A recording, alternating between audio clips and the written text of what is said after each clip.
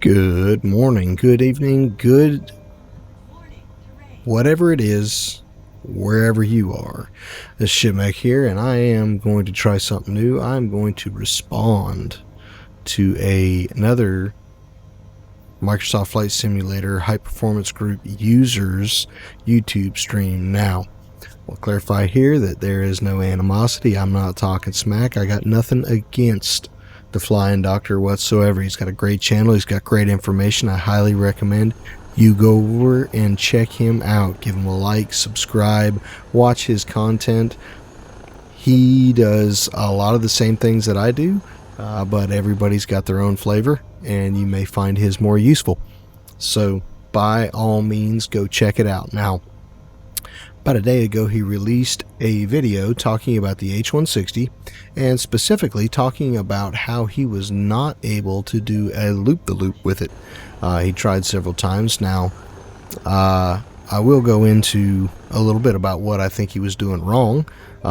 He was applying a lot of power, and he had some upper modes engaged. So I decided to give it a shot myself.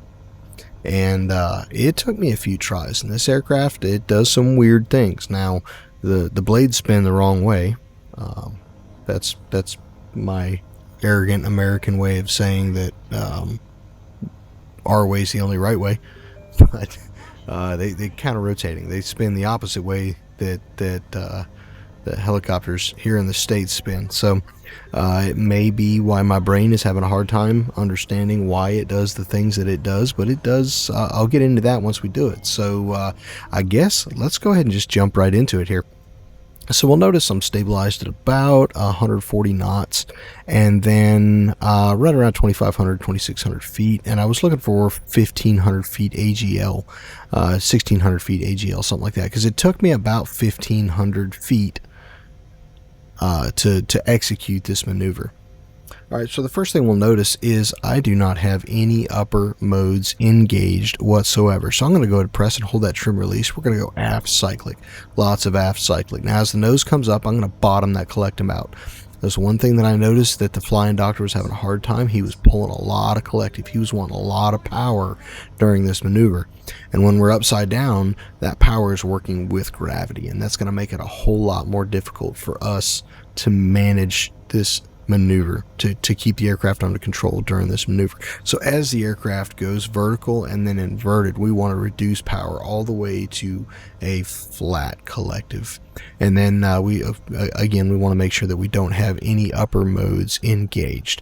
Now, the one thing I did notice that I absolutely could not get away from, I could not stop it from doing it, is when the aircraft goes inverted, you'll notice right there, it rolls to the right. And I tried countering this with left cyclic. You can see me fighting it right there, fighting it. And I just could not keep that aircraft from rolling to the right.